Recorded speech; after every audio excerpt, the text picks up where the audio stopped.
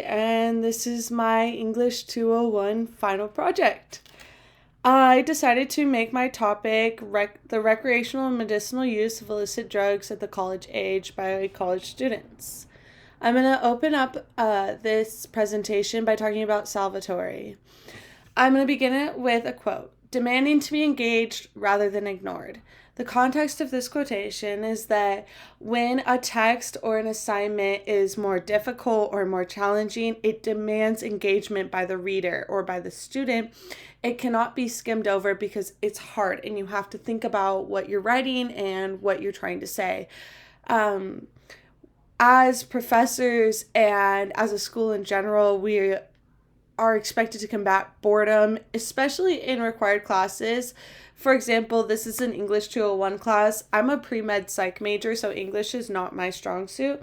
So it's a little bit harder for me to maintain motivation in this class, but the more difficult the assignments are, the more attention they demand from me, and the more time I am willing to dedicate to them because it feels like more quality work if I'm putting my best foot forward and I'm really making a strong effort to accomplish something that I'm proud of.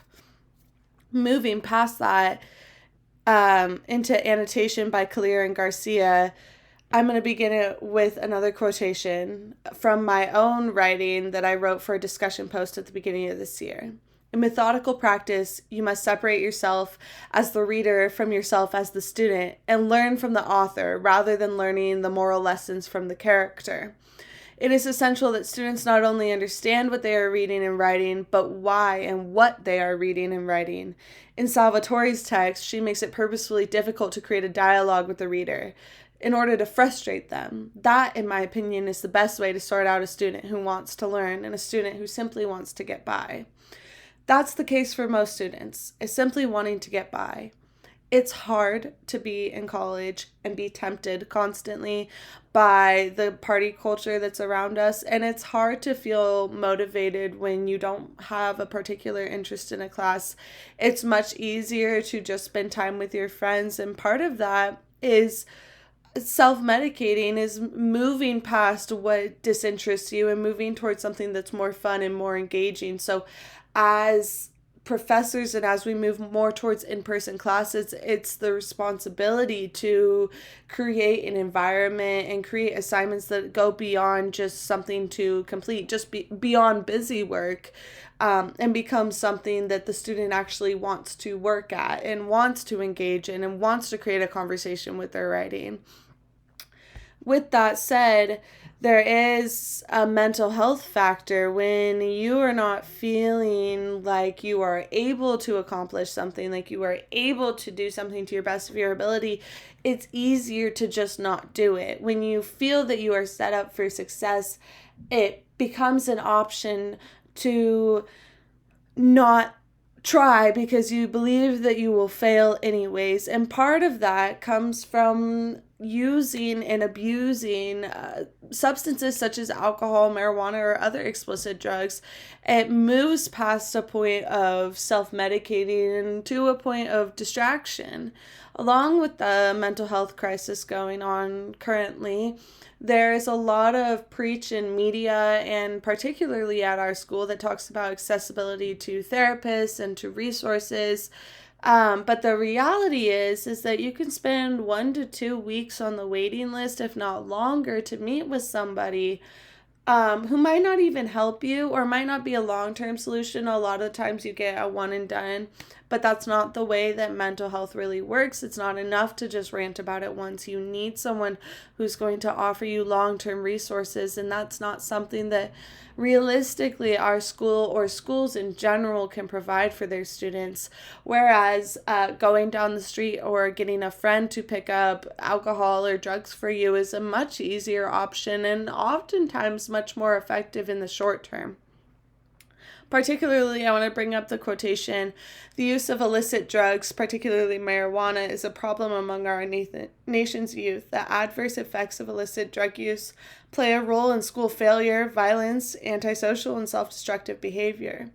So, for example, when we think about someone who cannot attend their classes, whether that be because of use of marijuana or alcohol, We think about someone who is enrolled in school because they want to get a degree or because their parents want them to get a degree, and they are facing all of these roles, the role of a student, the role of a son or a daughter, the role of a future, like in my case, doctor, and the lack of motivation that comes from feeling like you're either not learning, you're not being engaged, or like you cannot be successful, so why even bother when you could partake in something that takes away the mindfulness of that, something that just allows you to exist. A lot of times it's more about just getting through the day to day than it is thinking about your future. Particularly with alcohol, you're stealing tomorrow's time into trade for today's sobriety. When it comes to drinking, particularly at the college age, it's much to be expected. When you're in your early 20s, it's when you get your first sense of independence. So social events, you're expected to drink because your peers and your friends and your partners are all drinking. And there's part of that is you're drinking to fit in, and maybe it's you're drinking because you don't fit in. That's summarized here by students may feel vulnerable in social situations in which much college students drinking occurs, where they feel judged by others on the basis of superficial characteristics like partaking in social events of drinking. Or presumably, these students experience negative self-relevant effect in these situations and drink to cope with this effect. It's not unheard of to feel insecure or less than at the age of 20 to 25. So to drink to numb that and to feel more secure in yourself and more outgoing makes sense. But the problem with this is that when does it become too far? So nearly 60%, that's 2/3 of college students in a national survey, reported alcohol consumption in the past month, and most of that is heavy episodic drinking. And episodic drinking refers to an episode of heavy drinking, so a period of time where you're heavily drinking. An example of this may be today's a Thursday night. If I went out and had 5+ drinks as a woman, that would be considered heavy episodic drinking. And it moves from just drinking to fit in to heavily drinking to fit in or to feel like you possibly fit in. And then it moves into something that's a little bit more concerning, which is solo drinking. Like when you're drinking by yourself because you're no longer drinking to fit in. At this point, you're drinking to numb what's going on around you. Alcohol and marijuana particularly act as stress relievers. It's easy to forget about how much stress you feel about your school and about homework and what you need to do when you are high or you're drunk or both. And these behaviors are self-soothing and self-medicating, and they open the door, and I'm avoiding the cliche here, but they are gateways into exploring new drugs that might also relieve that feeling, if not in a more effective way. There's a universal phenomena around the war on drugs, knowing that they are harming you and not being able to stop. For example, there are twice as many alcohol abusers as there are drug abusers in any given country. The problem with this is that as you're young, you don't have the context to understand that you are not the exception, regardless of how you feel. It may seem like you can do it once and be fine, but the reality is that drugs will take over your life. And same with alcohol. This lack of sobriety and escape from reality is not truly an escape from reality. It's something that exists within your own psyche. It is only natural to be curious about that escape, but learning to moderate those activities is something that is becoming problematic for students, particularly when it comes to showing up to classes and completing assignments. I feel that with the digital age and how helpful ChatGPT and AI programs can be, it's not enough to just have busy work for students, because it's easy to cheat your way through a class and get an A and fail the exam and still pass the class with a B or a C. So the excuse that if you cheat, you're only cheating yourself doesn't really apply anymore, because yes, you are cheating yourself, but you can still successfully move your way through an advanced degree. College campuses have been cracking down on underage and binge drinking in light of recent highly publicized deaths. I lost my friend to an opioid overdose last year and another friend to suicide, and both of those were the result of a lack of resources and a lack of attention by their peers. I feel personally that our school failed them in a way because they hire all of these therapists, and there are plenty of people who want to help, but the actions to actually help are not being made. Recent evidence shows that marijuana use among college students rose 22% between 1993 and 1999. And obviously, those are over 20 years out of date, but you can presume that those rates are going higher, especially with the legalization of marijuana in Washington. And we know marijuana to prove unmotivating for students, and when it becomes a daily activity, even though it's not considered technically addictive, it can become an emotional stabilizer and something that you become reliant on. And when you're high, you are not able to complete your best work. So how do we combat that? How do we keep students sober for the most part and engaged and wanting to learn without making it so difficult that they feel like they're going to fail? Where do we draw the line between what Salvatore says of making it difficult to engage the student and making it so difficult that they feel that they cannot succeed in their classes? When I was going to school as a child, I was introduced to what's known as the DARE program, Dare to Say No to Drugs. And all this did for me was increase my curiosity, which is natural. As a human, you are curious about the different substances.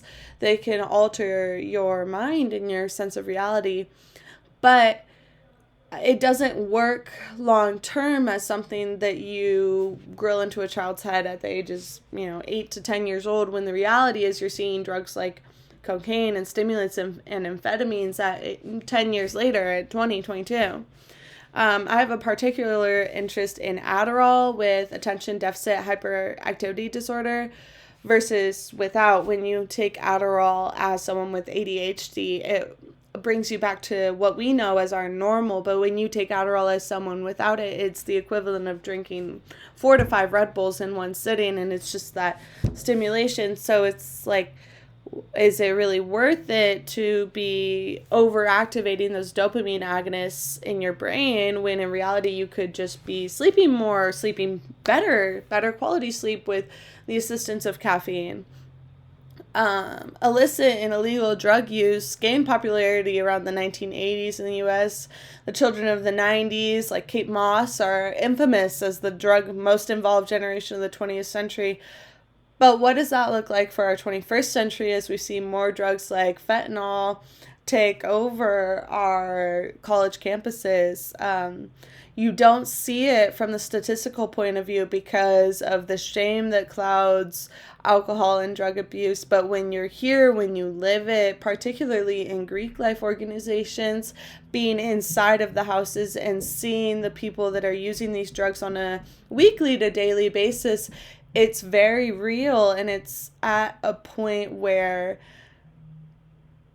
as a student, I feel that we are no longer engaging in the material and the curriculum that's being provided by our professors, and more we're engaging with the technology that's around us. And I feel that it is the responsibility of our college to move towards forcing more connections between the professor and their students and the curriculum, and less away from the digital age, because I think that's what I believe to really be hurting students' ability to be successful. We as humans are social people. We need the connection. We need the motivation to have someone be proud of us, and not everyone has that in their home life. And I think that's where a lot of these self-medicating, self-soothing behaviors come from with medical marijuana, explicit marijuana, and alcohol use in general, along with stimulants. These are my 6 sources. Yes, thank you.